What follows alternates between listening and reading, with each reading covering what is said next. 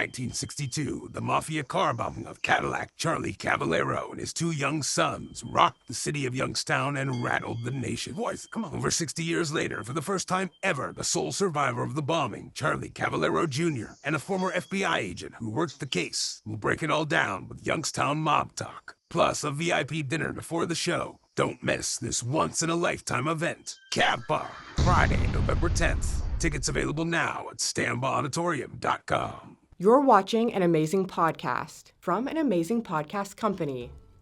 Hello, everybody. Johnny Ciccatelli here, joining you for a very special edition of Youngstown Mob Talk. We're actually not recording this in Youngstown or Ohio at all. Right now, I'm in Fayetteville, Tennessee, where I'm joined by a very special guest. We'll get to this interview here in a second. It's all in promotion for our big show coming up November 10th at the Stambaugh Auditorium. Youngstown Mob Talk presents CAVBOMB. You don't want to miss it. We're going to dive into this case now. But, before we do, we want to thank our sponsors, of course. Today's show is brought to you by Youngstown Tile and Terrazzo. For spectacular flooring, go bold, go local, go Youngstown Tile. And by Youngstown Clothing Company. They make high-quality, amazing clothes right here in Youngstown. Very cool shirts. You got to check them out. They're in the Southern Park Mall, Youngstown Clothing Company. And, of course, the Sunrise Inn of Warren. For the best food, from burgers to pizza to the wings. It's molto bene down there at the Sunrise Inn of Warren. You got to check them out. And make sure you check out the pictures on the wall. You might even spot a few authentic Youngstown gangsters. Please support our amazing sponsors. All right. Now, without further ado, I'm joined here by my special guest, Mr. Cecil Moses, a retired FBI agent who actually was in Youngstown in the early 60s. He was assigned to work the Cavallaro bombing case, nicknamed or codenamed CAVBOMB by the FBI. That's what the investigation was called. This is all after the June 23rd, 1962 Mafia car bombing of Cadillac Charlie Cavallaro and his two young sons. It really was a crime that shook Youngstown and rattled the nation, so much so that Bobby Kennedy, Robert F. Kennedy, the Attorney General of the United States, sent more FBI agents into Youngstown to say, put an end to these bombings and figure out who's behind it and stop it. So thank you, Cecil, for joining me. I appreciate it. Oh, you're welcome. I've enjoyed meeting you and your crew and look forward to the show on November 10th. Well, thank you so much. It's going to be a great show. And for anybody who doesn't know, how did you find us? Do you remember how you found us? I saw some on a website. I was scrolling along and saw it, and I clicked on. I think I reached out to you by Facebook. Mm-hmm. It was through Facebook. Yeah. And then we spoke on the phone, and you jarred my memory, and it started rolling back. I'm probably the only living FBI person that was on that case. Wow. I doubt anyone else, because I was younger at the time, and I was probably one of the youngest people on the team. And my guess would be I'm the only one that's still around. Wow. Well, that's over 50 years ago, of course. Yeah. So Cecil joined our Youngstown Mob group on Facebook. And if you're not a member of that group on Facebook, join, because there's so many family members, there's so many people from Youngstown, people who grew up in Youngstown, people who just remember what life was like back in those eras. They share things, they post things, there's a lot of connections being made. And again, Cecil joined that group, and that's how he found us and reached out to us.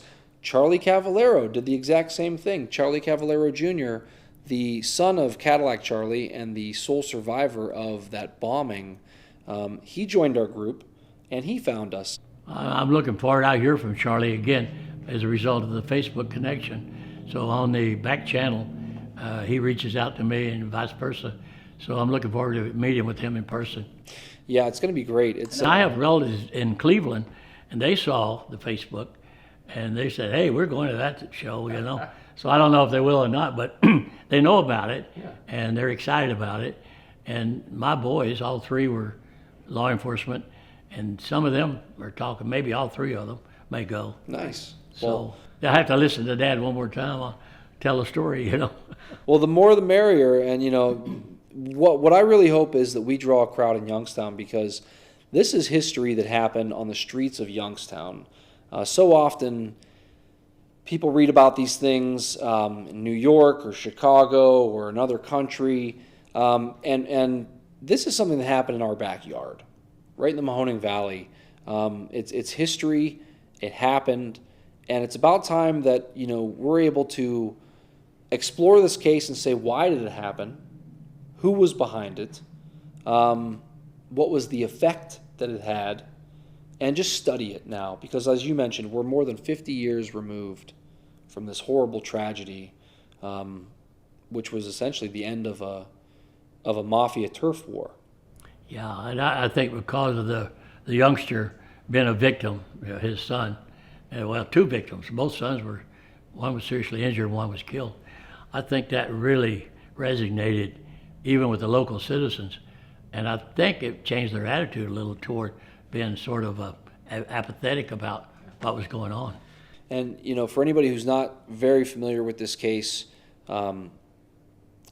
Cadillac Charlie Cavallaro and his young son Tommy Cavallaro, who was about 11 years old, they were both killed in this explosion.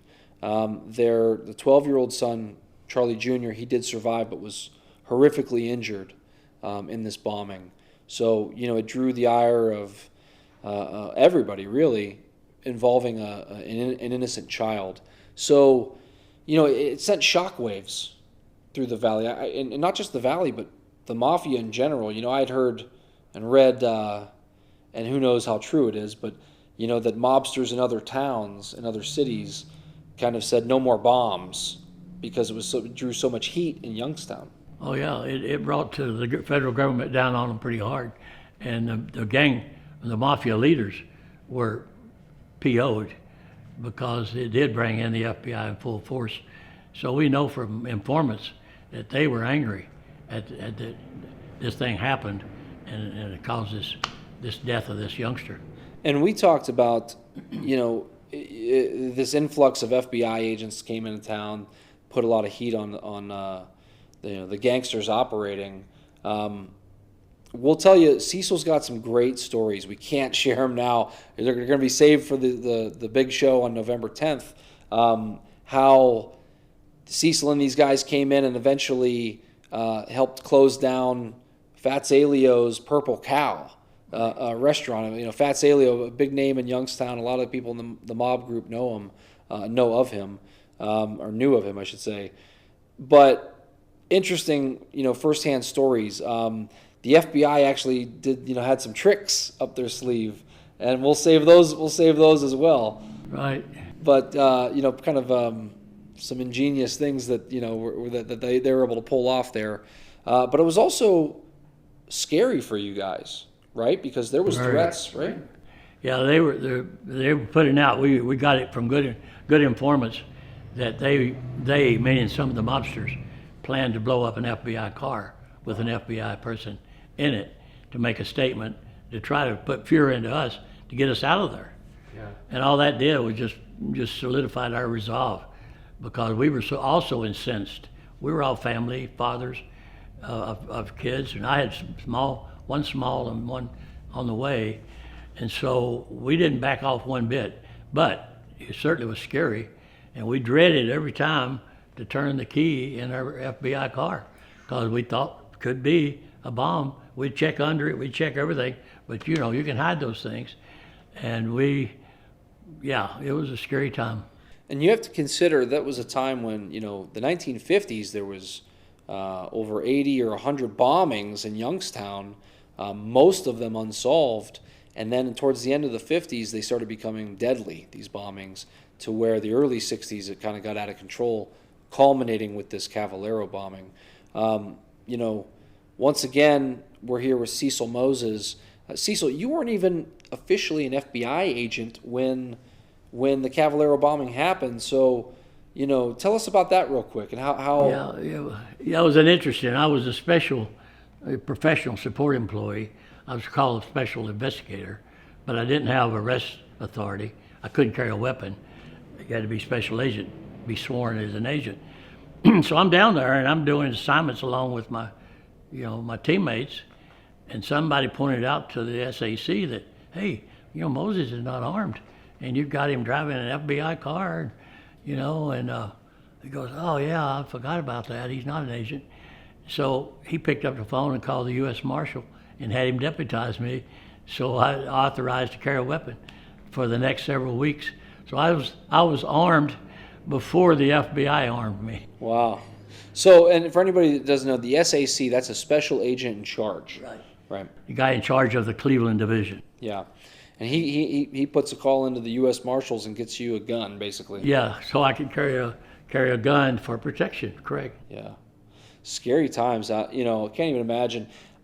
I couldn't even imagine if they were to follow through with those threats. If they thought there was a lot of heat on Youngstown at that point, imagine if they had blown up an FBI agent. Well, our informants were telling us who the guys making the threats.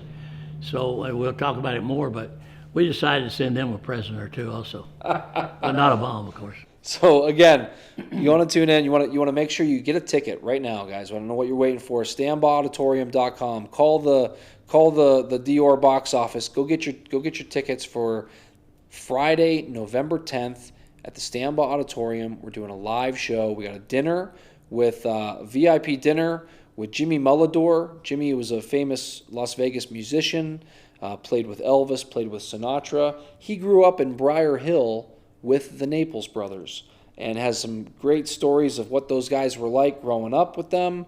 You're gonna hear some stories, firsthand accounts. Jimmy will play some music during the dinner, and then of course we'll get to the main event. We bring Cecil out. We've also got Charlie Cavallaro Jr., our special guest. He's coming from out of state. So again, we're here in Fayetteville, Tennessee. This is all part of our preparation for our big show coming up November 10th in Youngstown. We do hope you'll be there. Any words for the folks at home or back in Youngstown and why they should come out to the show? Oh, I think they'll find it interesting. I'm certainly looking forward to the visit, having left Youngstown back in the 60s and haven't been back since then. So I'm really looking forward to the show and being there and seeing how Youngstown has changed. I'm sure it has. And I'm looking forward to seeing the change. A lot of things changed. A lot of things stay the same. So, it's just, another day in Youngstown. But we do these shows so that hopefully people don't forget about the past. Right. And, don't forget history, folks. It's an important part in this. Some people weren't so happy that we dive into all this Mafia stuff and everything in Youngstown. And I said, you got to understand, this stuff is our history. And to just ignore it and pretend it didn't happen would do us no good. So don't forget history. Well, I think the new generation, because you have probably 2 or 3 new generations since then, and hopefully this will help inform them not to let this kind of thing get out of hand like it did. Yeah. If they're more informed and they be responsible at the voting booth and that sort of thing to keep honest government, then the mob can't operate like this. Well, I look forward to it. Thank you so much. We'll be live and in person Friday, November 10th. Don't miss it. That was an amazing podcast from an amazing podcast company. If you enjoyed the show, please click the like and subscribe buttons and share it with your friends. It goes a long way in helping us produce more amazing content.